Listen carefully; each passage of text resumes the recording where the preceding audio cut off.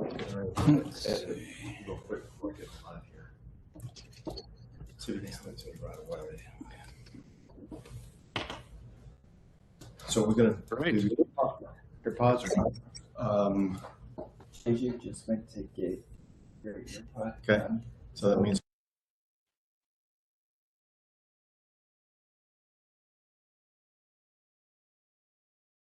All right, good morning, everyone. My name is Michael Myron, and I'm the Committee Management Officer for the Department of Homeland Security, which oversees the FEMA Review Council, a presidentially federal advisory committee administered by the department.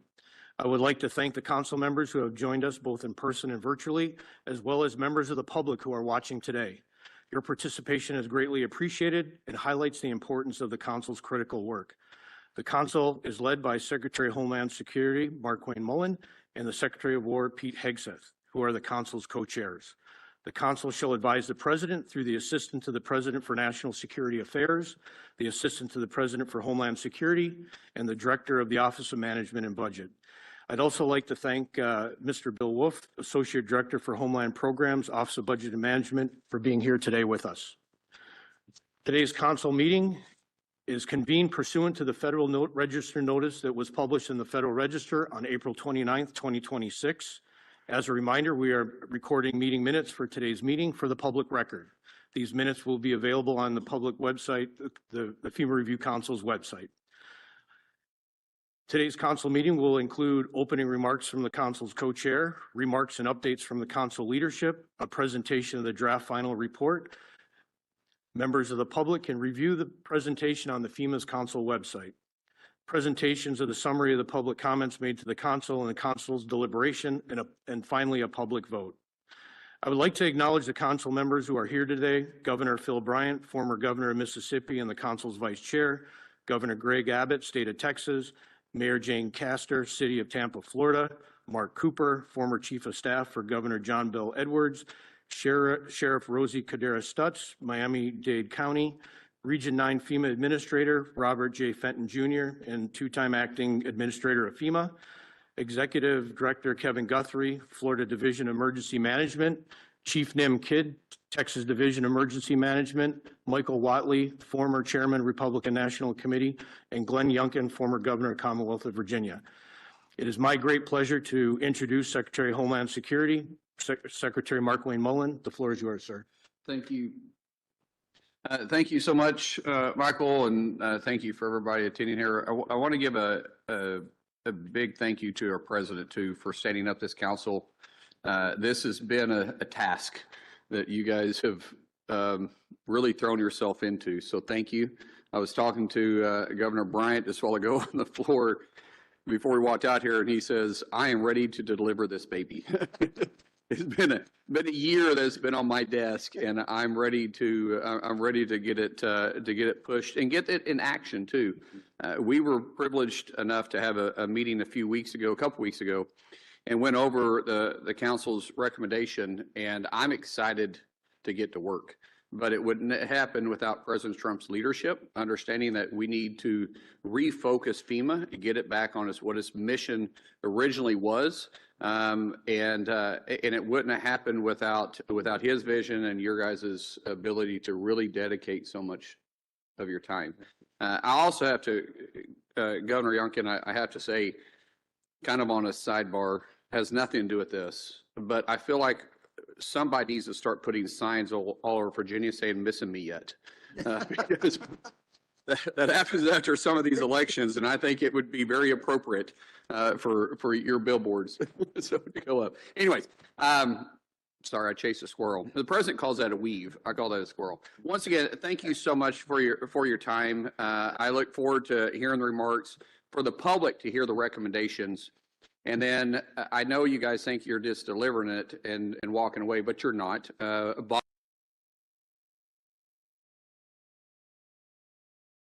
Recommendations on when we hit any type of roadblock. So thank you so much. And with that, I'll turn it back to Michael. Thank you, Mr. Secretary. Now we will hear from the council's final report subcommittee and their presentation of the council's final draft report. The Consul's final report subcommittee is led by co-chairs former Mississippi Governor Phil Bryant and former Chairman of the Republican National Committee, Michael Whatley. Governor Bryant, the floor is yours. Michael, thank you. Mr. Secretary, thank you for being here. Absolutely. And thank you for your leadership on this and your team. What a remarkable job you've been doing during your relatively short tenure here, but hopefully long-lasting. And Secretary Hegseth and his team, FEMA lives at the intersection of Homeland Security and disaster response. It's a unique place for us. So both the Department of War and Department of Homeland Security is intricately involved in what happens across this great nation. I want all of you to have Mississippi on your mind this morning. Unfortunately, last night, tornadoes ripped through my beloved state, beginning somewhere just south of Brookhaven, and thank goodness stopping before the city of Hattiesburg and the University of Southern Mississippi, where there are many college students at this time. About 800 homes have been affected, some damaged, some totally destroyed. And so though there are those that are without homes today, their lives have been destroyed and upturned by this disaster, and they are looking for us to help them on their worst days. So, Mr. Secretary, we have a real live, real-time disaster before us in Mississippi. I begin today by thanking the Council. What a remarkable job they have done. And I will do so again throughout this presentation. 10 representatives, Mr. Secretary, appointed by the President of the United States to undertake this task. 10 volunteers, a remarkable team of federal designated officers that have served us well, some that have gone on to other responsibilities. So as you see our program as we begin today with our first slide, recognizing the President's Council to assess the Federal Emergency Management Agency. We were looking at so much of the what and perhaps not the how. The discussion points that we all adopted as we began to move forward. What was the Council's task? We'll talk a little bit about that as we look at the President's executive order. He gave us a clear roadmap in which to follow, some guiding principles. Most importantly, listening to the nation. What does the nation think about FEMA and its response? And we did find out, as the President knew and as the President, I think, has verbalized sometimes, many in America did not believe FEMA was doing the job that it was intended to complete. And so there were challenges ahead for us. We listened to the nation. We had key recommendations. And then we thought about how we might be looking forward. So as we look at the Council's task, there's Executive Order of the President of the United States 14180. Some of the recommendations were difficult for us to undertake as a Council to assess FEMA. So we looked at those that we thought were important. For example, the Council shall advise the President on all recommended changes related to FEMA to best serve the national interest. We believe that was our home that we needed to live in. What were we recommending to the President? And then finally, the report was to be an evaluation of whether FEMA can serve its function as a support agency providing supplemental federal assistance. So this was our task. These were the executive orders that we began as we listened to the nation. Interesting that we had nearly 12,000 public comments. Anyone that wanted to make a comment about how FEMA ought to be managed or what the future of it looked like, we listened to. We took those comments and not only heard them, but we involved them in our path towards a recommendation for the President of the United States. We'll talk about more of these. Mark Cooper will later on in the report. But again, 1,387 nationwide surveys, 16 in-person and virtual listening sessions engaging all 50 states. We traveled to states all across America, including California, North Carolina, Vermont, Texas, to be able to listen to the voices of Americans. We had to develop a North Star. I'm pretty good about following a plan, but I need to know where that plan is going to lead me. Our North Star was simple. How do we respond to a disaster at a federal level? First, we recognize that it's locally executed. Today in Mississippi, Sheriff's Department, police departments, fire departments are executing our recovery plan. Search and rescue of victims continue in the state of Mississippi today, but it's locally executed. It's state managed. It may be tribally managed, territorially managed. But the state of Mississippi has to do their job in managing these disasters. Florida and Texas come to mind as outstanding examples of states that manage their disasters before leaning upon the federal government. So locally executed, state managed, and federally supported. That was our North Star. That was our standard. Of that, we devised some guiding principles. And number one, return leadership of emergency response and recovery to the states and to the tribes and to the territories. I've said that several times, but nothing can be more important than empowering the states to take on this responsibility. Reaffirm that individual American preparedness is the foundation for disaster readiness. Individual preparedness. Have your storm plan. We need to get back to those ideas.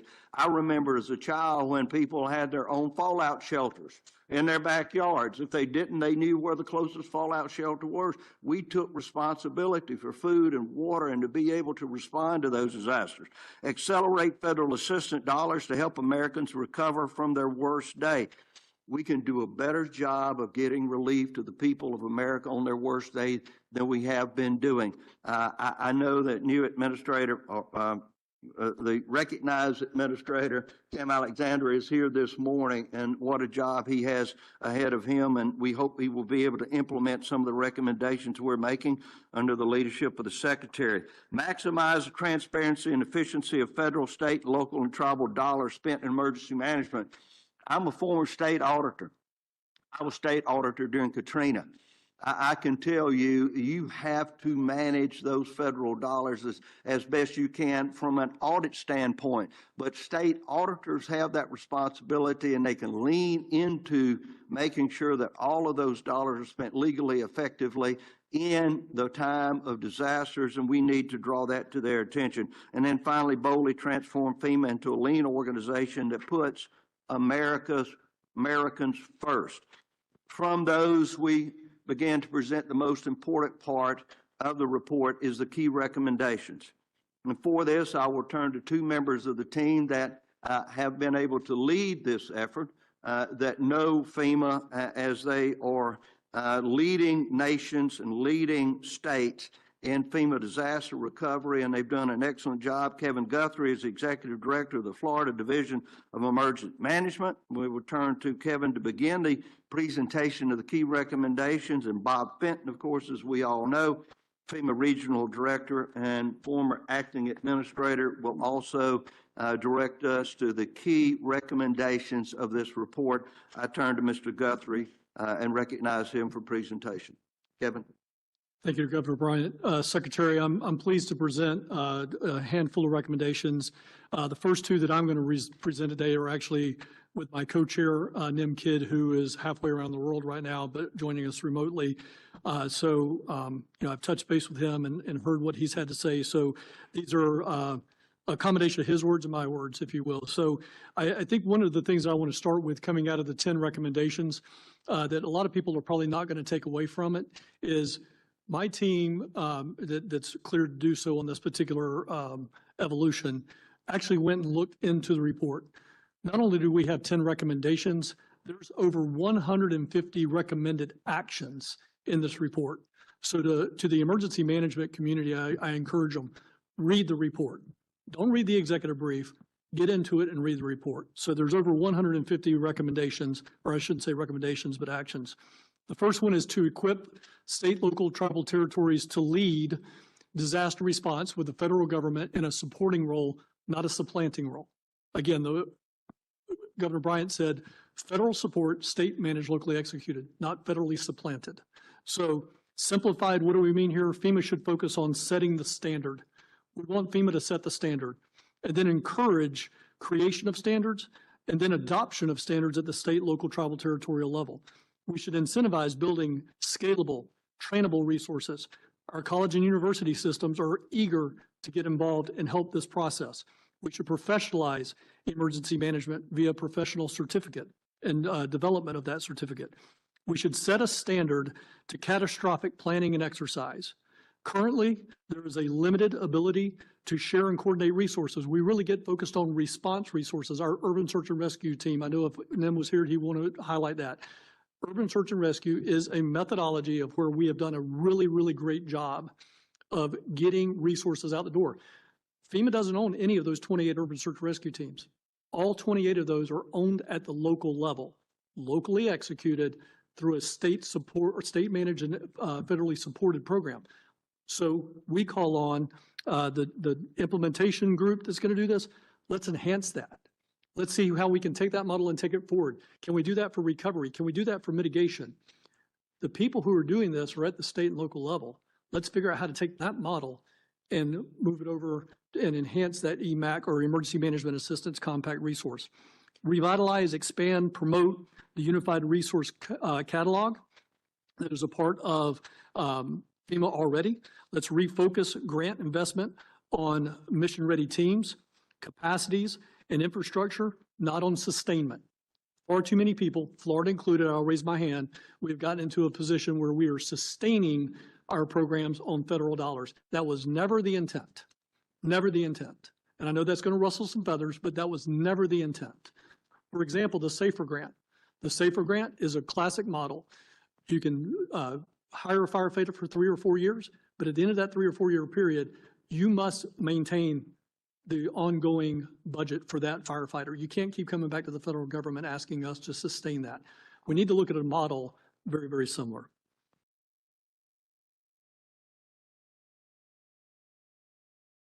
That goes back up to the mitigation and recovery piece of that. Promote the integration of additional partners involving our volunteer and faith-based networks. We talk about them, but we don't really, I believe, proactively, before the disaster ever happens, how can we take and make them a part of that? Let me give you a very, very classic example. Private property debris removal, not covered by the federal government. But in Florida, what we do, and I know Texas does the same thing, is we work with our nonprofits to let them go on that private property, get that debris to the edge of the roadway, where now we have the legal jurisdiction to go in and take care of that. How can we do more of that before the disaster ever happens? And then incentivize investments in interoperable systems for comms and data sharing. So that is the first slide, sir. In a nutshell, try to simplify it, is to equip state, local, tribal, territorial leaders to lead the disaster response with federal government in a supporting versus a supplanting role. And I will turn it over to Bob Fenton for recommendation number 2. Can I? Yes, sir. Clarify something on this? Yes, sir. First of all, good to see you again. You too. Twice in 1 week. Twice in 1 week. Yes, we were in a meeting in Florida together in Miami, and wealth of knowledge. Kevin, I saw a different side of you just by your knowledge of every situation, but also someone of great action.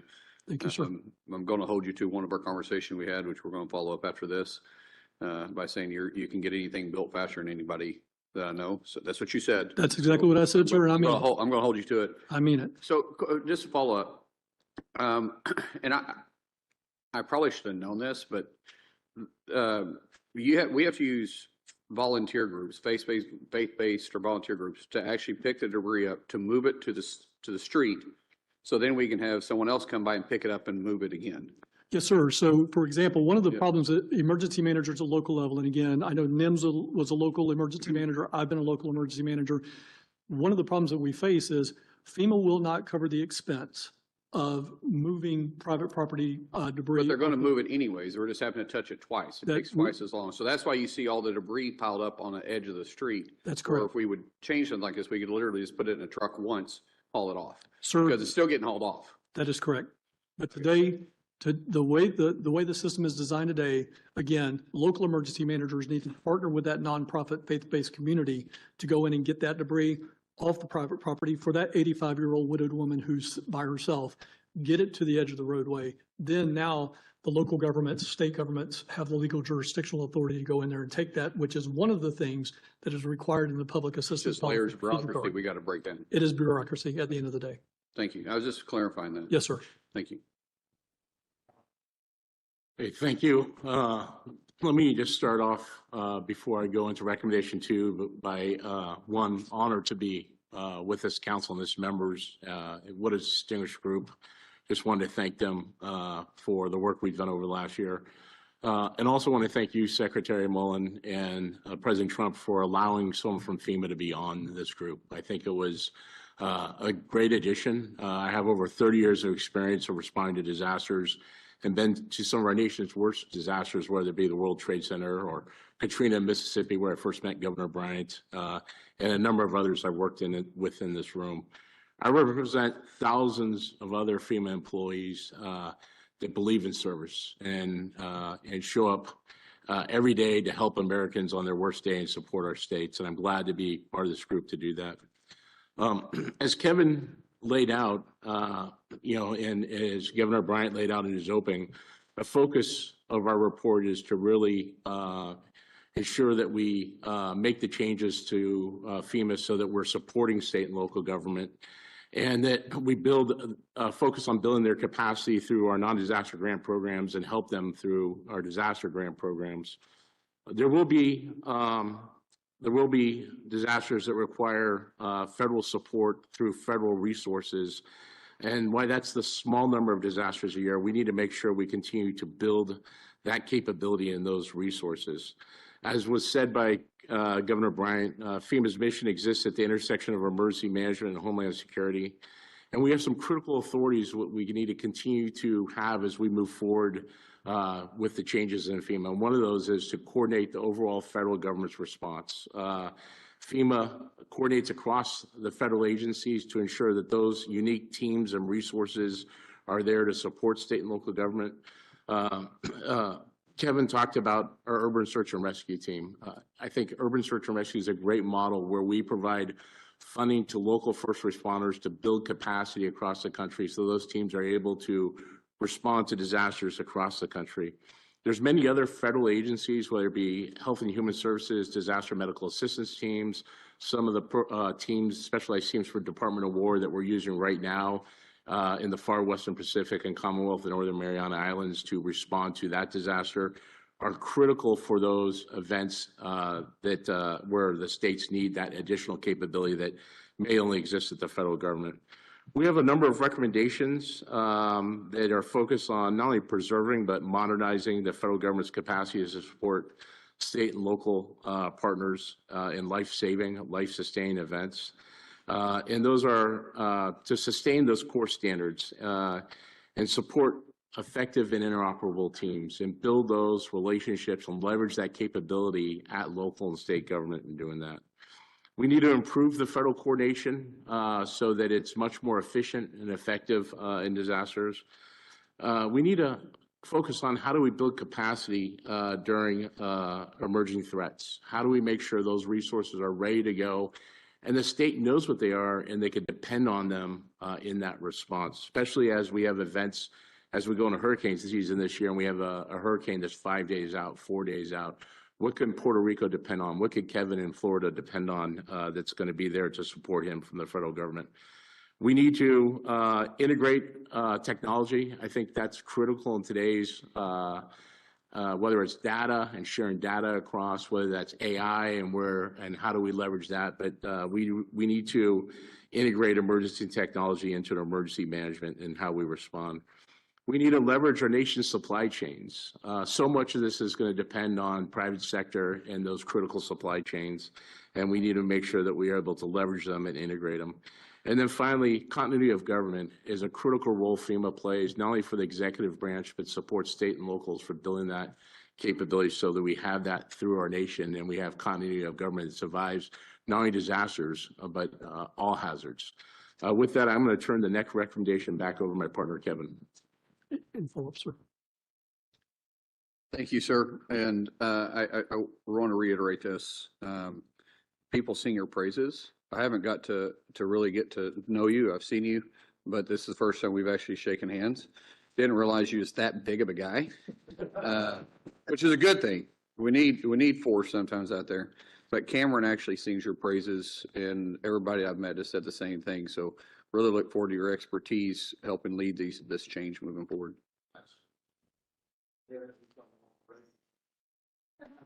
There's certain caps that I'm set. So recommendation number 3, sir, on slide number 9, is to realign the criteria for federal disaster assistance. Federal assistance should only be reserved for truly significant events that exceed state, local, tribal, territorial capacity and capability. Therefore, common criteria should be established on how to evaluate it when it occurs. This includes a reset of the per capita indicator threshold using the consumer price index to account for historical inflation. Just on a side note, there was a period of time for quite some time that we waived that, and now we are artificially low across the board, and I'll talk more about that in a second. The current disaster declarations process for federal assistance does not adequately account for the state, local, tribal, territorial capacity, and therefore is inconsistent with the legislative intent and disincentivizes SLTT investment in disaster preparedness. So it boils down to 3 things. That's to reassess, simplify, and be more transparent. The way we do business today, you meet a threshold, you can request a declaration, and many states are going to say, oh, I hit $1 million. I can request that threshold, regardless if it's actually broken the back of that local or state government. They're going to do it because they can.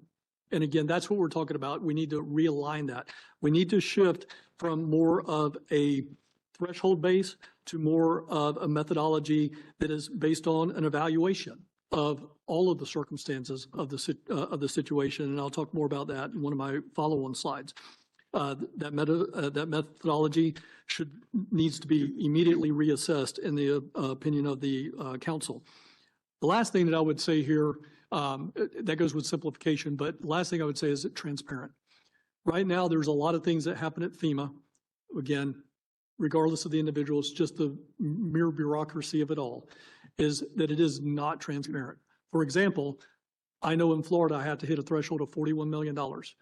I have fires going on right now inside the state. I'll have to request an FMAG today. That'll be coming up to the staff, and they're already aware of that. But I don't know what the algorithm is to qualify. Is it 100 homes? Is it 300 homes? Is it 2 homes? None of that is publicly noticed anywhere. So I could save a whole lot of time if I knew what the actual transparency was and say, we don't even meet the criteria. Don't bother wasting anybody's time with this. Let's go back to what we need to do. So again, and we'll talk a little bit more about this in the individual assistance vein as well. But right now there is zero transparency on how we get to some of these things to request federal disaster assistance. Sir, I'll take any questions that you have on that. If not, I'll turn it back over to Bob. Okay, thank you, sir. I have recommendation number 4. And it's focused on our hazard mitigation grant program. So hazard mitigation, we both have, within FEMA, we have a pre-disaster mitigation program, and then we have a post-disaster mitigation. And this is really focused on the post-disaster mitigation program. We currently have currently in order to provide those grants, it takes about, on average, probably about 27 months until those grants are available and ready to use toward projects, which is long after the rebuilding process begins. Opportunities are missed to integrate mitigation during the initial recovery phase. So if we want to improve, harden, make more resilient critical infrastructure, we lose those opportunities because of the length of time, the complexity of the program, the administrative burdensome work that it takes for states to go through and local partners to go through. There's currently right now $4.6 billion of unspent mitigation funds across the nation that could be used right now to mitigate, and working through the processes in all 10 regions with our states, local and territorial partners to do that. But it's a long, burdensome process. It's important to harden infrastructure and ensure mitigation efforts are aligned with national security and resiliency goals. An example that I'll just give you is I came back from Commonwealth of Northern Mariana Islands that was hit with a Category 4 typhoon just a couple of weeks ago. 8 years ago, we had a similar storm and destroyed 2,600 power poles in their power system. Because we put concrete poles and invested from wood to concrete and then extra funding, we had None of those concrete poles break this time. And the only ones that were damaged were wood poles, about 800. And now we're going to do the same thing there. We'll continue to make their power system more resilient and hardened so that as those events occur, they will be able to recover quicker from those events and sustain across those events. So our recommendation here in the council is to really turn this program over to the state and let the state manage this program, but by providing them the resources and an architecture that will ensure that priorities are nationally aligned and that some of the complexities with environmental review and some of the other reviews are done locally. What we recommend is that there's a rapid mitigation advance of up to 5% of the overall estimate of a disaster. That could be provided within 30 days, and that could immediately be factored into the immediate reconstruction as it occurs by state or local government based on their priorities, based on what their capital improvement plans are, based on how they want to improve that infrastructure. And then what we thought is that there should also be some type of strategic mitigation allowance that would make the remaining 10% available within 6 months that are aligned to much more national priorities. How do we reduce repetitive loss? If we don't reduce repetitive loss, it impacts our flood insurance program. So we have to align the priorities of this federal funding in areas that not only work on critical infrastructure that our nation is dependent on, that cuts across state lines, cuts across local communities, but things that ensure the resilience of our national infrastructure. So those are our recommendations from the mitigation grant program. I'm going to turn over the next recommendation to Kevin. Right. So, Secretary, I actually have the next 3 slides, and I'm going to use this slide to talk high level about the next 2 slides, and then Adam, I'll let you know when I want to go to the next slide, please. So, specifically, we're going to talk about accelerating individual and public assistance. But at a high level, this slide summarizes the problems on the left and then the solutions on the right. So for example, over on the left, we see an overly complex and difficult centralized decision-making and a lack of transparency. I already talked about the lack of transparency from slide number 3, or I'm sorry, recommendation number 3. But these are all things I think, regardless if you're blue, red, purple in the emergency management industry, an overwhelming majority of emergency managers will tell you, yes, those are the current issues that we have, regardless of political affiliation. On the right-hand side, I think, again, 95 to 100% of emergency managers will want the following, and that is, on the individual assistance side, a consolidated, disparate program that is less complex, a direct payment package that is much faster to individuals, and then reduce the administrative costs, which would be a savings. And I'm going to give you an astronomical number here in a minute on the individual assistance costs. Then we want, as I mentioned in slide number 3, I'm sorry, recommendation number 3, upfront index-based direct funding, a less complex. You've heard this referred to as maybe a block grant. How do we get that done?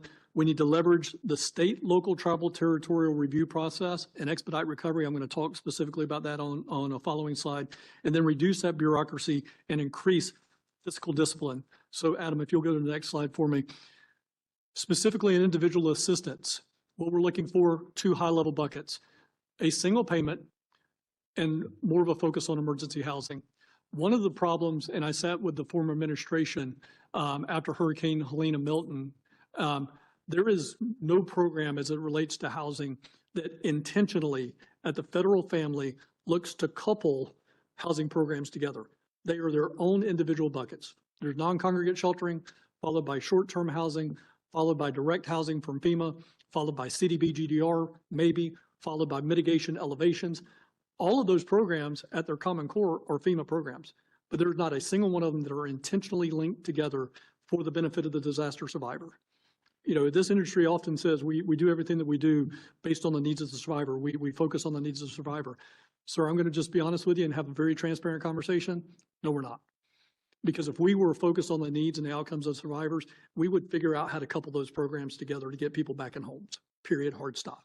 So again, how can we get a single program? Today, individual assistance has a lot of disparate programs. It depends on if you've you got a second home, it's your primary home, you're a renter, you're a homeowner, and so on. So this payment would be a direct single payment for homes that have been determined to be uninhabitable. So we're not looking, you had a minor flood on your property which did not inundate your home, we're not talking about you, right? That water will run off, you'll need to rake up your yard, you'll be fine. We're talking about people that really need assistance, that have uninhabitable homes.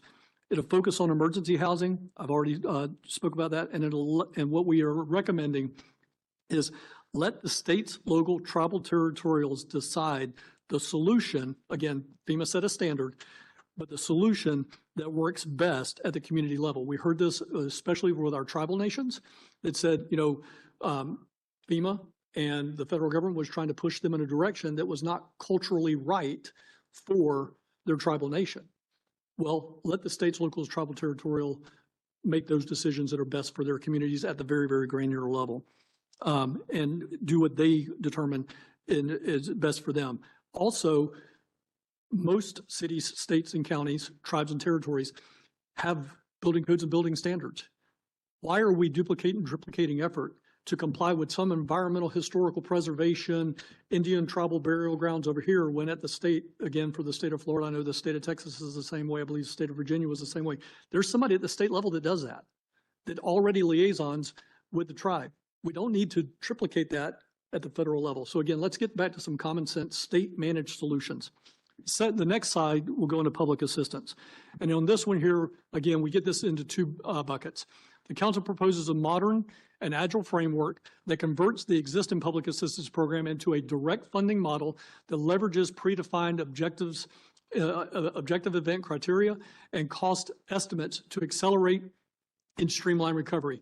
We talk about using a parametric threshold here in the first 30 days. I'm going to do this very loosely. I'm going to use my hands here for just a second, Secretary, so you just bear with me.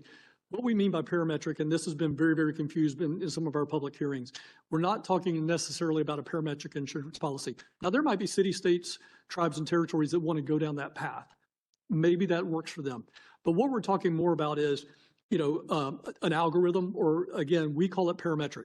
So let's say on your vertical axis, you have the population that's been impacted. On your horizontal axis, you got the size of the peril. If it's an EF4 tornado that just hit Mississippi, if it's a Category 4 typhoon that just hit the islands, whatever that is, there should be predefined set parametrics that say if you have impacted 2 million people with a Cat 4 storm or an EF4 storm, that then qualifies for X. And then we get X out the door within 30 days and upfront that at the very beginning. We did recommend that at some point in time there is a 1-year true up, or maybe a one-time true up to get back to what the actual closer costs were in case our methodology is way off. And then the last thing there is accountability. You're going to hear Governor Bryant talk about this probably in his closing slide.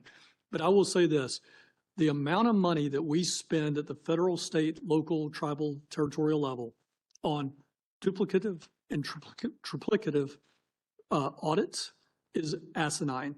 If in Florida, I use a private contractor method, but if I've got a private contractor that's a Fortune 100 firm that's putting their CPA license on the line that says, I say that this is a true and accurate audit of the state of Florida's financials, then why in the world is the federal government going back and doing the audit on the audit that the local auditors have already done? Because anything over $1 million requires a single audit on that. So we're really talking about here, and I'll talk about in my next slide, about reducing the complexity of the duplicative and triplicative work that goes on within this community. But yet, we're still holding ourselves at the state, local, tribal, territorial level accountable. Sir, that completes me on this slide, and I think I'm going to turn it back over to Bob. One question on this. Yes, sir. On emergency housing. When you say emergency housing, what I'm thinking of is Katrina with all these, trailers that were parked in parking lots and they rotted away for the most part. And then after we pre-ordered them, most of them didn't get used and we sold them at fractions on a dollar. Yes, sir. But is that what we're talking about, emergency housing? Yeah, yes, sir. So for the emergency housing piece, and I'm going to help phone a friend because, he runs a lot of this emergency housing, especially in California and Region 9. But in the very beginning, emergency housing, and when we talk about emergency housing in the report, we're talking specifically about what has traditionally been non-congregate sheltering, congregate sheltering, that short-term housing, rental assistance, things of that nature, up to this direct housing that FEMA takes care of for, depending on the program, about 18 months. But what we're talking about doing, and yes, the short answer to your question, and I don't mean to make this a long answer, but yes, we're talking about the FEMA trailers. But wouldn't it be a situation, maybe a better situation, that we get that down to the state level and we actually, if, for example, you can build a tiny home or you can build a container home for less than half of the fraction of what it's going to cost to put in a RV, because, sir, the amount of money that the federal government is spending on RV trailers, I've heard numbers that are 6 figures for a 5-figure travel trailer. It is insane the amount of money that the federal government is spending on housing. When again, if we could get that down to, hey, again, here's the standard. It's got to do this, this, this, and this. Whatever that standard is at the federal level, states, figure it out. Do what's best for you. Down to the tribal level. And I come back to the tribal nations because they were very, very adamant about we need to get to like Adobe housing and things like that that are culturally centric to what they do. Let the tribe figure that out. What works best? But as long as it meets the following standards, whatever those standards are going to be, then they can implement that solution with those funds that come up. So yes, we believe that there could be potentially. But we're looking for, if we're going to be paying for this and it's going to be FEMA dollars, federal dollars, then we're wanting to see housing that's going to be reusable. I mean, where we can take them from one disaster to the next. Yeah, so, and I'm glad you clarified that. So we want sustaining, resilient housing. That's what we want. At the end of the day, we want residents and Americans in this country to be more resilient. Well, I agree with that, but if we're doing emergency housing isn't sustainable housing, it's emergency housing. You're going to be in it for a short period of time, and then I don't want to tear it down. Yes, sir. I want to be able to pick it up and move it someplace. So let me give you an example in Florida. I'll speak very specifically about a Florida situation. Hurricanes Helene, Milton, Ian. We've got, I had 13,000 homes request to be a part of our Elevate Florida program, which elevates people up out of the water. Individuals were given money to muck and gut their homes, rehab their homes. Wouldn't it have been better for us to be intentional about how we do that from the very beginning and say, look, if you're going to take this money as a homeowner and we start to intentionally couple some of these programs together, and you're going to be eligible for mitigation funding down the road, maybe up to $200,000 in mitigation like we have in Florida right now. Let's link those things together so that the activities I'm doing in the emergency phase will follow on to the permanent phase. I'm looking at 2 different directions. Yes, so we just have to clarify that because you're looking at sustainable, long-term, building it up out of the flood zone. I totally agree. Why would we build a house that's going to flood again? I'm thinking of the first 18 months, like you said, that what happens in the first, actually, I'm thinking of the first 15 days, yes, sir. First 30 days. And that's what when I'm seeing emergency housing or hearing emergency housing, that's what I'm thinking about. So I'll give you an example. Again, Florida, we run our own state program for this. And something that was used back in the 2008 days was the STEP model. And it was designed to do construction, muck and gut of houses, get people back into their home. Maybe it was open studs on the walls. There was no sheetrock. But again, we got people out of these temporary solutions, but back into their home while they then worked with their insurance companies, worked with other federal and state dollars to then fix their home permanently. That's the type of thing we're talking about. Let the states decide what's going to be best for them, because I can guarantee you this. You let me run a STEP-like program, which was from, I think it was after Superstorm Sandy and Hurricane Maria, that STEP was born and then died a very, very quick death. But if we can do that, especially in Florida, I can depopulate shelters, and I will not have individuals staying inside of RV trailers at 100,000 plus for a long period of time. I can fix that for a fraction of the cost. Thank you, sir. I think what we see is how complex the housing issue is, but what the council is recommending, let's help fund that, again, support it, and let the states know. As governor, I knew where the rental property is, where we could find perhaps manufactured housing to move in or modular housing. I know that. FEMA might not know that. Now, Bob Fenton knew it because he's that good, but the rest of FEMA may not understand in Delo, Mississippi, where can they find rental houses? I once had somebody in FEMA say, well, can they live with relatives? And I said, their relatives are living with them. All right. That's what's happened. So. Appreciate it, Bob. Okay, thank you, sir. I have recommendation number 7, and it's focused on our national flood insurance program, which maybe just coming off of Kevin's discussion about housing, you know, insurance is really the only thing that's available that will make you whole. And I think a lot of Americans look at us and our program as making them whole when they lose everything. And it's really, to your point, to provide temporary assistance as an interim measure to get them back to a permanent solution. And our funding isn't going to capture the whole costs of rebuilding what they lost from that storm. But it will temporarily get them rental. It will maybe temporarily help them quickly rebuild, make minimal repairs. It will provide temporary housing if needed. One of the key things that I want to talk about is the National Flood Insurance Program and this recommendation. And it's really at a crossroads. The program is financially unstable. It's currently burdened by over $20 billion in debt. And that's after in Trump 45's administration, they forgave $17 billion. So the program has significant issues. The program also relies on outdated risk information, which means that this leads to a disconnect between the price of the insurance and the public's perception of risk. And what are the actions taken to mitigate that risk or transfer that risk? And so this is becoming a significant problem. It continues to grow, and that budget deficit will continue to grow over time as we have more events. And we're one big event from that really spiking up and being a significant impact to the liquidity of the program. In this effort, we met with a number of groups. We met with private insurance companies. We met with the state insurance commissioners multiple times. I got to meet with them and talk to them about how they manage insurance and other perils. And I think, you know, I think the program was built in the 50s or 60s, originally started in HUD and then moved to FEMA. If this program was never built, it would probably be another peril right now on your normal homeowners insurance policy. But because it's a federal specific program, it exists, and it's a program now managed by FEMA as part of the National Flood Insurance Program.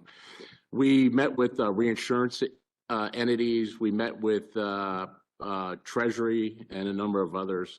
And from that, we came away with a number of recommendations that we want to put forward, primarily that focuses on a shift from a federally managed flood insurance program back to the private sector, and allowing the private sector to take on a bigger role within the market. And I think that's going to help because it puts the states who are statutorily responsible for regulating insurance back into a critical role. We would recommend launching a takeout program where we transfer those federal policies to private sector. And there's a number of ways we could do that. One, through engaging state insurance commissioners, but also through pricing and sharing information. One of those ways to price is our current, what we call Risk Rating 2.0, which starts to modernize the risk data and build initiatives that charge rates for those policies based on your level of risk. So before this, the way flood insurance policies were established by FEMA, if you lived in this area, and even though this person over here was in a higher risk area than this person over here, they averaged it. And so you were paying over here for this person's higher risk. And so Risk Rating 2.0 starts to now identify those in higher risk and less risk, and starts to charge those rates fairly. So we need to look at that and leverage programs like that. We need to address repetitive loss. I talked about that a little bit earlier. 5% of our policies are repetitive loss policies that we will never get to private sector because they're responsible for 30 to 40% of the payouts that we do through our flood insurance program. So leveraging our other programs like our mitigation program, how do we buy out those homes and move them out of those risk areas? Or how do we build the infrastructure around them to better protect them and have those not be areas that have repetitive damage? Those are things that we can do with our programs just by linking them up together and working with state and local government. We need to incentivize states and communities to adopt better land use policies. Where they build and how they build can't be in risk areas. And we need to reduce the flood risk. And finally, we need to consider some programs if we truly are going to move to the private sector on creating some tools to help that happen. And one of the ones that we recommended, and we talked to a number of entities about this, was a centralized flood insurance marketplace that we would help create that offers consumers national flood insurance policies that would be offered by private sector, not federally managed policies, and work with qualified private insurers on options for them to, through that marketplace, the public that required to get those to seek those in an easier way to do that by working with not only state insurance commissioners, but private sector market.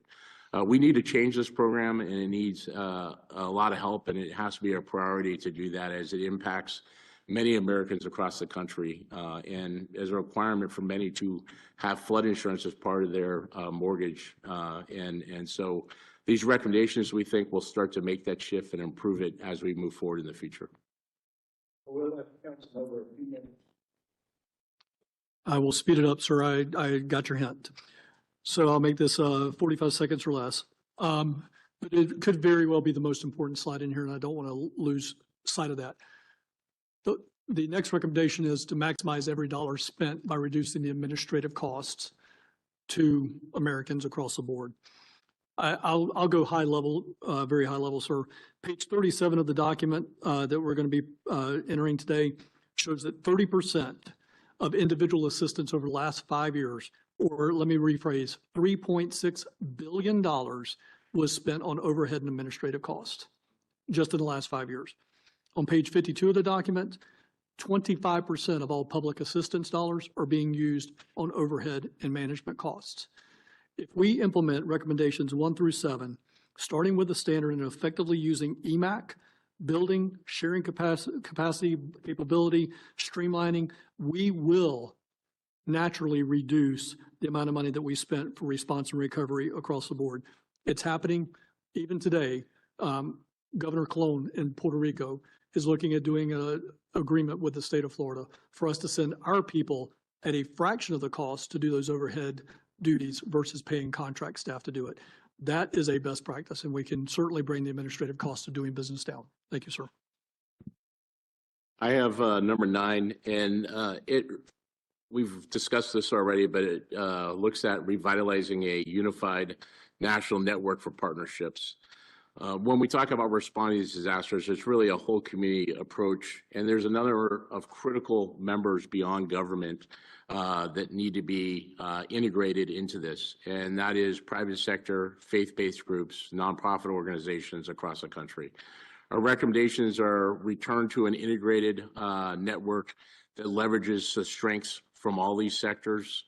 As I said, I was just in CNMI where Samaritan's Purse was doing great work, American Red Cross, Team Rubicon. How do we integrate those and Americans that want to help into these disasters? We need to build that capacity at all levels of government so that they have a way to help. We need to enhance public-private coordination, national business emergency operations centers at the federal level, the state level, the local level, so we can integrate private sector. Private sector is responsible for so much in disasters, and they own so much of the infrastructure or key capabilities that we depend on.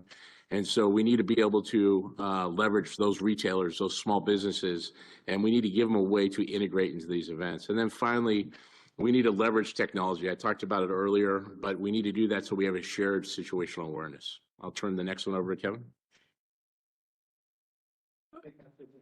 That is correct, sir.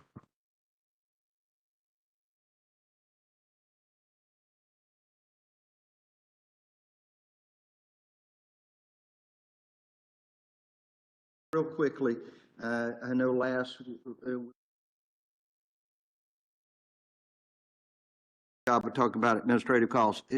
A cost of spending on federal disasters has increased $14 billion in the last decade.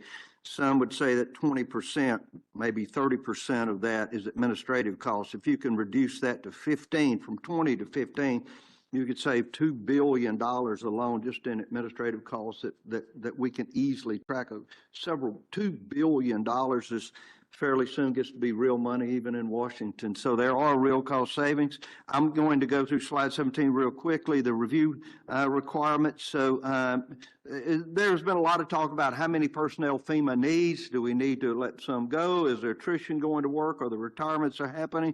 We decided in the council that should be your recommendation and the administrator's recommendation after thorough review. Appropriate staffing levels against mission requirements. I will say that I've been told that the headquarters here in Washington, D.C. has grown by 300% in personnel over the last 5 years. So that's quite an increase there. We talked about a phased approach. Any of these recommendations are more of a rolling takeoff and not a vertical start. So we think 2 to 3 years would be an appropriate time to bring these in. Again, back to empowering the states. We've said that enough, and to include shifting the training to the state and local level. Training is so important. Number 18, implementation of requirements. We looked at how this could be done. Can it be done through an administrative order? Do you have that authority in consultation with the White House and the administrator? So there is a chart there that shows you what is policy in these recommendations, what legislation is needed, and regulations and executive order.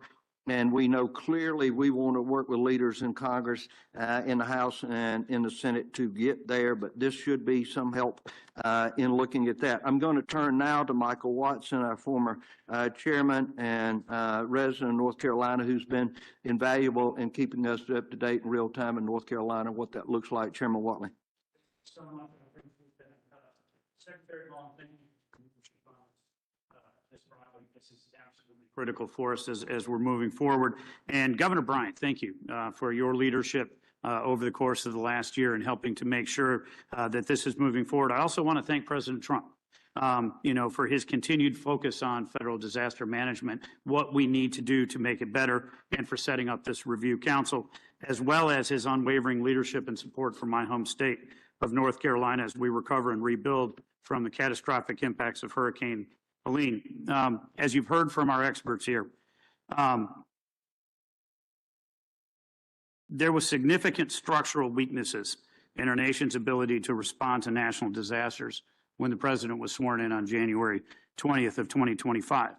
We had an agency that had clearly lost its mission focus, inefficient use of federal funds because of bureaucratic stasis and redundancies, centralized and bloated headquarters, and states which were unprepared to respond to a significant disaster. These issues all came into play when Hurricane Helene slammed into the southeast on September 24th, 2024. Within 3 days, more than 30 inches of rain hammered North Carolina. 73,000 homes were damaged, displacing 200,000 people. Thousands of roads were closed with an estimate of $2.5 billion in damages. 45,000 small businesses and farms sustained billions of dollars in losses or closed. 22 wastewater treatment plants, 25 wastewater facilities sustained damages. And prior to the storm, FEMA was more focused on politics. They were distributing COVID funding and housing for illegal immigrants. After the storm, FEMA staff was instructed not to help homes with Trump campaign signs in their yards. North Carolina was completely unprepared to respond to an event of this magnitude. Our governor actually spent the night that the storm landed in New York at a climate change gala ball. The state was completely overwhelmed by the extent of the damage and calls for assistance from local governments. President Trump's first trip after he was sworn in on January 20th of 2025 was to North Carolina and California, which was dealing with the fires, right? He made it very clear that the response by the federal and state governments in these cases was completely inadequate and promised to help these regions rebuild. Since that trip, he has overseen a whole of government response, which has obligated more than $9.2 billion in relief. United States Department of Agriculture, EPA, Department of Transportation, Small Business Administration, HUD, the Corps of Engineers, and of course FEMA have all been responsive into the state. And we've seen them there. Your first trip, would note, was to North Carolina, and we're grateful for your leadership there. The members of this committee, we're honored that the president has called on us to undertake this effort and to really sit down and drill down into what has happened at FEMA and what needs to happen in terms of federal disaster management as we move forward, to make sure that we have a better, more effective federal response to disasters as we move forward. The key recommendations, as you've heard from this committee, are to transform the agency, right? To transfer training responsibilities and empower states to prepare for storms, to provide direct aid to the states quickly and efficiently, and to rebalance FEMA's workforce and focus them on mission clarity. Together, these reforms will create a more resilient and prepared nation by ensuring that disaster response and recovery efforts are efficient, cost-effective, and locally executed. These reforms also will ensure that federal support will be available when significant events occur that overwhelm local systems. Simply put, we believe that we need to refocus the federal disaster management programs to a core mission to reduce the loss of life and property and protect the nation from all hazards. These steps, which will be undertaken by the administration and Congress, are very important.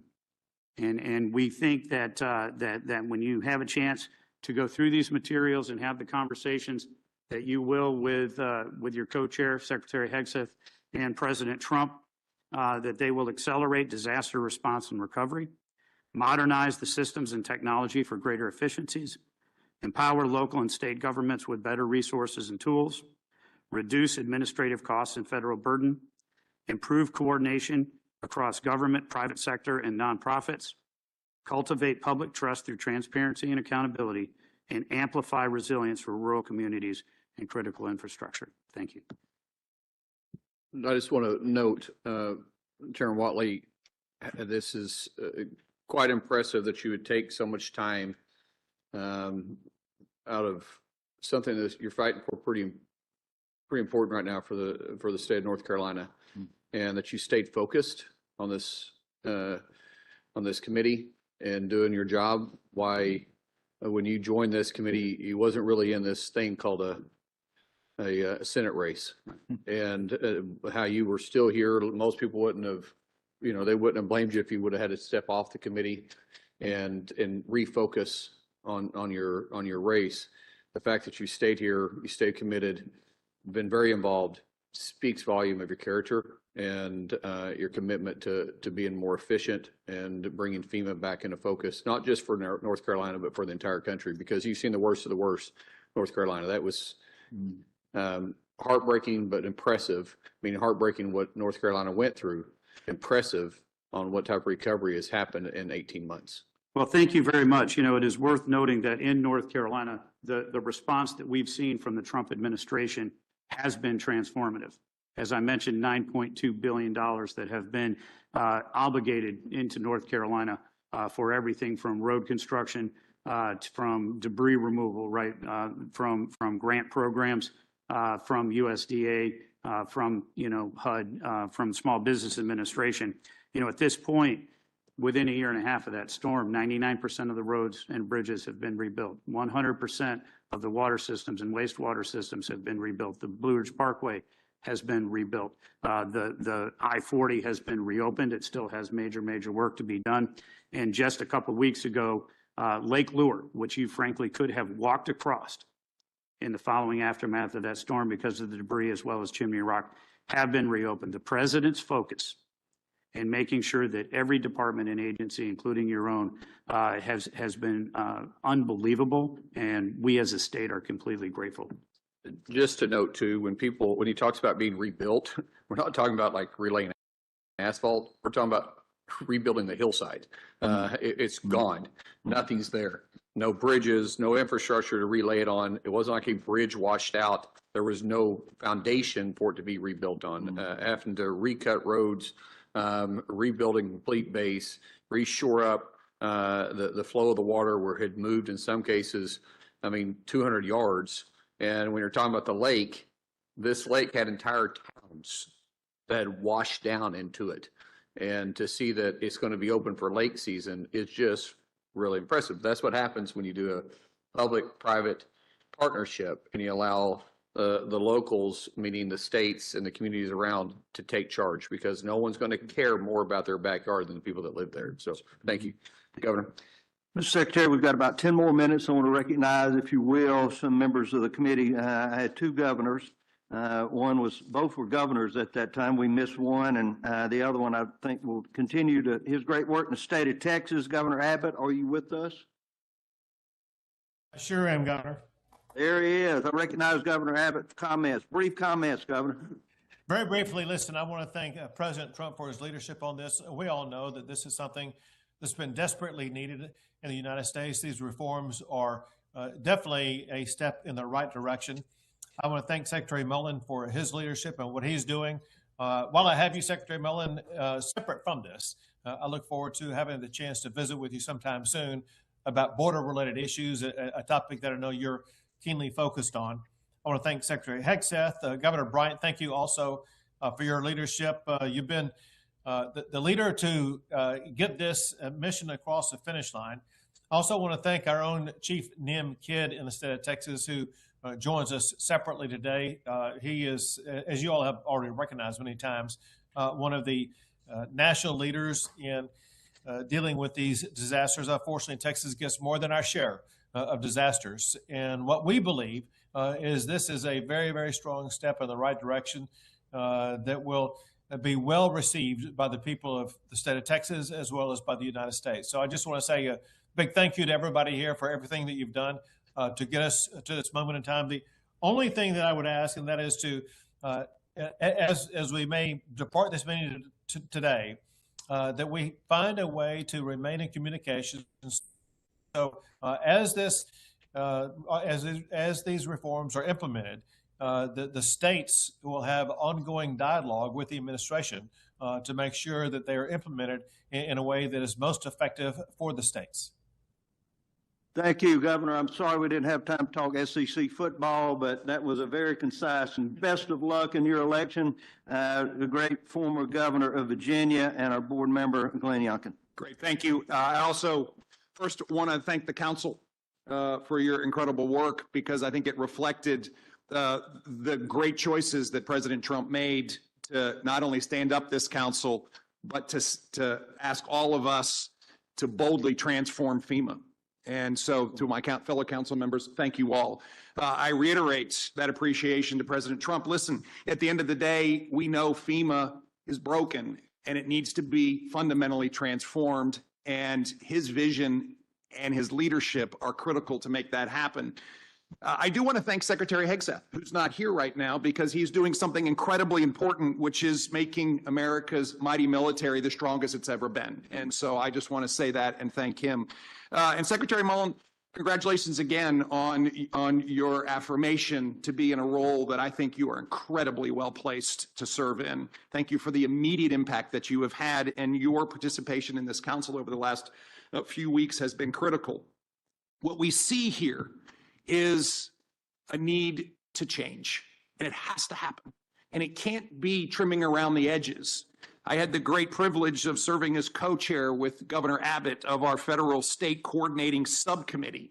And I will say the work that Sheriff Rosie played on that committee and the work that Mayor Castor played on that committee was incredibly important because we heard from over 1,300 state and local leaders from 50 states, and they were very, very clear on what needed to be done. Why? Because the group that has been brought together here and the group we heard from understands what it means to lead in a time of emergency. How do we prepare for? How do we respond to and how do we recover from an emergency? And that is best led at the state and local level.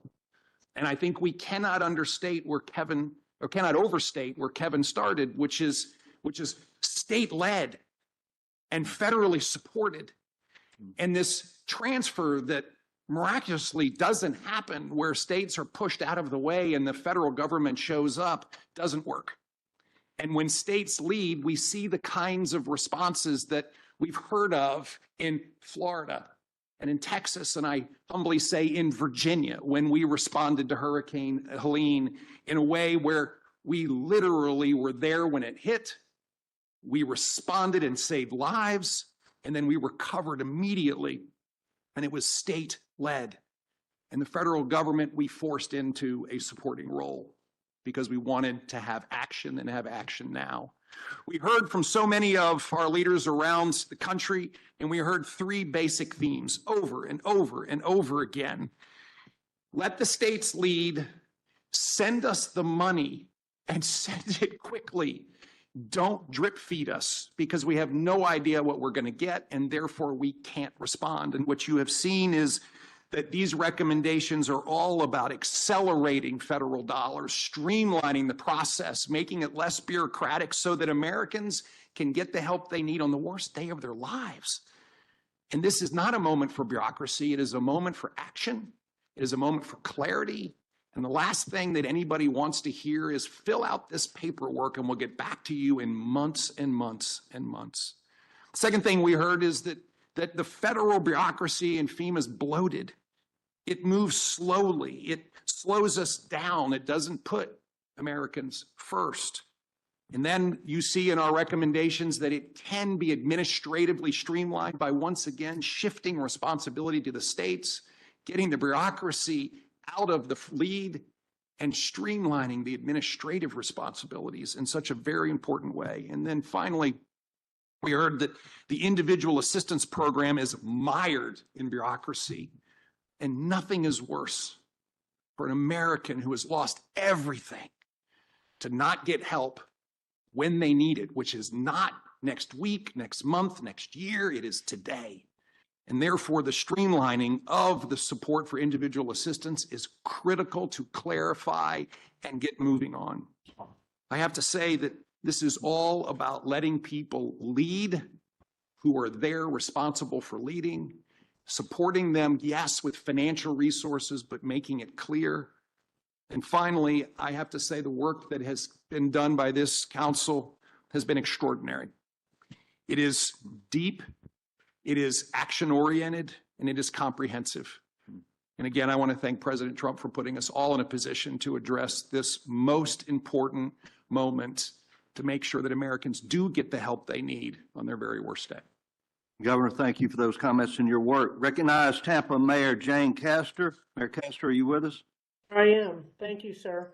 I also want to start by thanking the members of this council for the dedication, hard work, and good faith that went into the crafting of this report. We all came together with different views and experiences, but we all agreed on the basic steps that needed to be taken to better serve Americans in their most difficult moments. I also want to thank President Trump for the opportunity to serve on this council and to bring the perspective of local governments into this conversation. Recognition to my colleagues at the U.S. Conference of Mayors, the National League of Cities, the National Association of Counties for their robust participation by providing feedback and input to the council as well. And as mayor in Florida, who also has over 30 years of law enforcement experience, Preparing for, responding to, and recovering from tropical weather events is a part of life for us. But what happened to the Tampa Bay area in 1924, we had unprecedented 4 to 7 foot tidal surge from Hurricane Helene along our 126 miles of coast here. And then just 13 days later, we were hit by Hurricane Milton with an unprecedented amount of rain, which caused severe inland flooding. And every disaster brings its own lessons about what works, what doesn't, what needs improvement. And based on my experience and the input from other elected officials from across the nation, I just wanted to focus on a few points, a few key points and recommendations in this report that are going to dramatically impact cities and counties in a positive way. When disasters strike, federal dollars for urgent recovery work, especially debris removal, will flow to our communities faster and more reliably. Unless you've experienced it, it is hard to understand what debris removal represents. For those families setting their lives out on the curb, watching those piles disappear is the first steps to recovery. Funding to states and local communities will be accelerated with a process that includes less bottlenecks, less paperwork, and streamlined audits. Thank you, Kevin Guthrie. This includes response, recovery, and mitigation.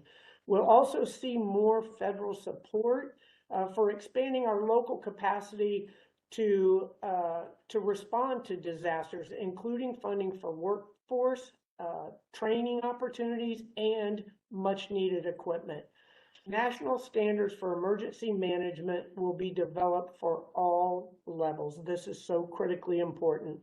And there will be a renewed focus on some of the programs that are working very well, like our urban search and rescue.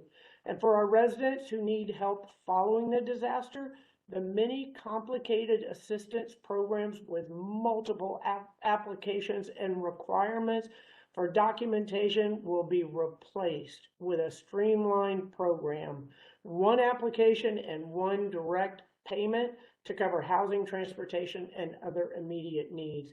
Now, these recommendations in the report are at a high level, but they are just the beginning and not the end. They open the door for stronger coordination across all levels of government and a clearer path to federal support to reach communities quickly and effectively. Our residents deserve a response system that meets the moment, and I believe that the recommendations in this report are great movement in that direction. Thank you. Thank you, Mayor. Thank you for your service on the council. We now turn to Chief Nim Kidd, a practitioner from the great state of Texas, who's done a remarkable job. Nim, can you hear us? I can, Governor. Thank you so much, and thanks for the opportunity. I want to start by thanking my boss, Governor Abbott, for his constant support and leadership in our division and our agency. It's what makes Texas great. I want to thank President Trump for the opportunity to weigh in, not just on this agency, but this discipline that will affect all Americans. Thank my council members and Secretary Mullins and my team and I are ready to work with you and yours. Thank you, Nim. That was very efficient. It was. I look forward to working with you too, sir. For a Texican, he did a good job on that one, didn't he? Miami-Dade County, the High Sheriff, Rosie Cortez Stutz is here. Madam Sheriff, I turn to you. Thank you very much. Good afternoon, council members, support staff, and everyone who is attending this final FEMA public hearing. The Review Council's final documents presents formal recommendations designed to restore the primary leadership of emergency response and recovery to states, tribes, and territories. The report also promotes improved intergovernmental coordination, the establishment of national qualification standards for disaster management for first responders, professionals, and increased investments in training, advanced equipment, and mitigation strategies. By strengthening state and local leadership and capacity, our nation will be better equipped to deliver resilient, equitable, and effective disaster responses. Both natural and human-caused disasters present significant challenges throughout the United States. The leadership of states, tribes, and territories is crucial for delivering timely, culturally sensitive, and context-specific emergency interventions. Local authorities have deep knowledge of their communities, positioning them to better manage resources, engage stakeholders, and oversee recovery efforts effectively. Federal support should complement, not override, local leadership, enabling a collaborative approach across all levels of government. It is vital that disaster management by states, local, and tribal entities involve joint planning and integrated incident command structures for major disasters.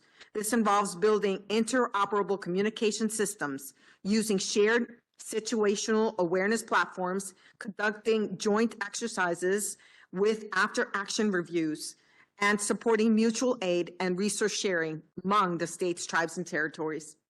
In addition, national qualification standards ensure personnel possess the necessary skills to manage complex disasters. Collaboration among state, tribal, and territorial representatives is necessary to establish emergency management core competencies, create a national certification system, integrate standards into hiring and development, and regularly update them for changing threats and their communities' needs. To maintain strong disaster response leadership, ongoing federal and state funding should support continued training, exercises, and professional growth. Establishing regional training centers and partnerships with academic institutions offering culturally responsive programs tailored for those tribes and territories, and fostering mentorship emergency management professionals are key steps forward. Restoring leadership and disaster management to states, tribes, and territories is central to the effective emergency response. And by implementing these comprehensive recommendations, including prioritizing local leadership, enhancing coordination, setting national standards, investing in capacity building, and advancing mitigation will help agencies, policymakers, professionals, and the emergency management directors build a stronger, more resilient United States. Bold reforms at FEMA are urgently needed to create empowered collaborative emergency management systems that protects every American and every community. I look forward to seeing a more efficient and resilient FEMA put Americans first in the years to come.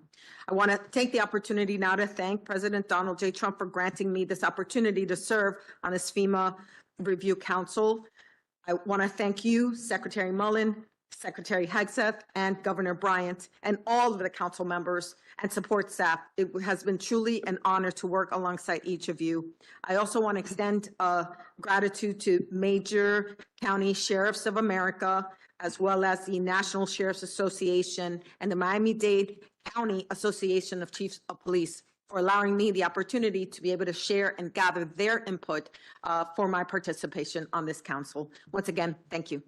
Sheriff, thank you so much for bringing a law enforcement perspective here. As a former deputy sheriff, I appreciate more than most the time and effort that you've put into this and your service, not only here, but to the people you represent. So thank you.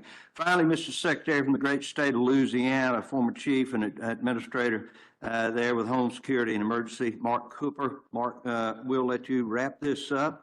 Of public comments. Thank you, sir, and thank you, Secretary Mullin, for this opportunity, and thank you to the President. I know we only have a small amount of time, so I spent 3/4 of my speech is gone. If anybody wants to go out in the hallway, I'll be happy to give those comments there. But I just want to make the point that what I've really loved about this process is that early on, I think the expectation was we would stay here in D.C.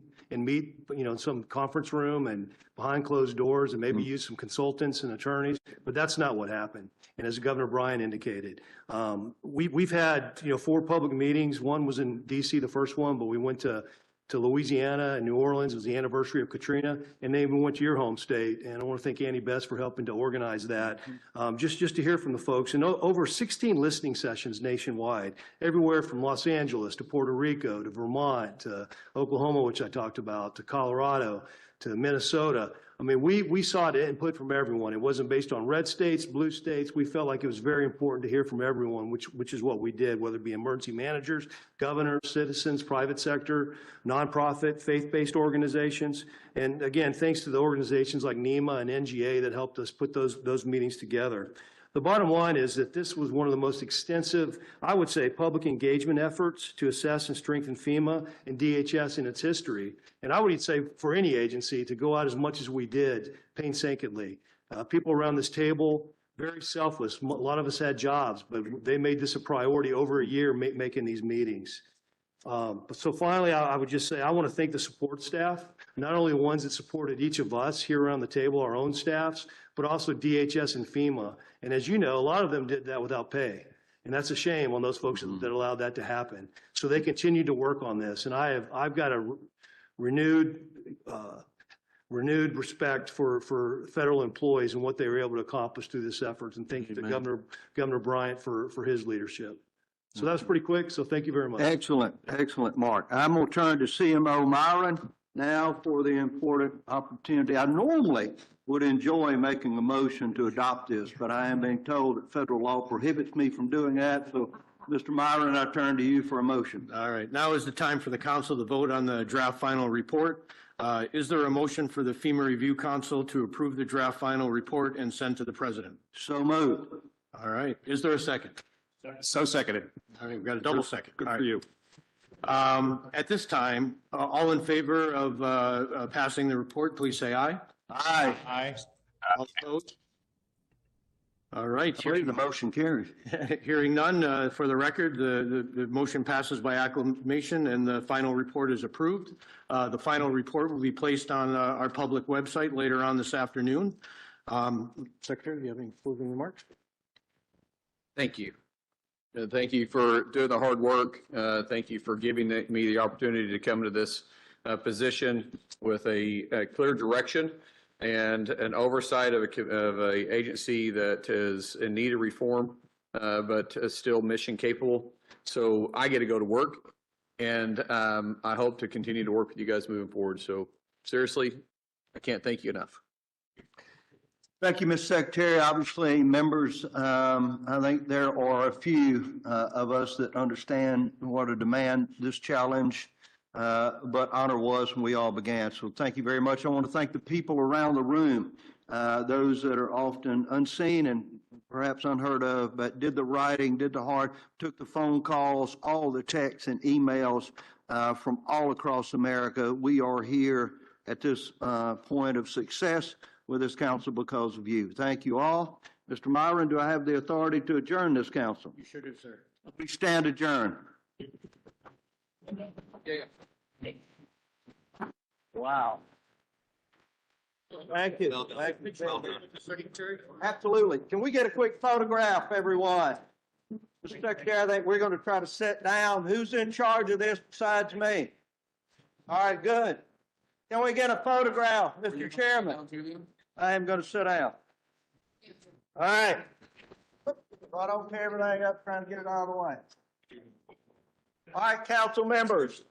Council members, if you want to be in the photograph, I would come this way. If you want to talk, then you won't be in the photograph. All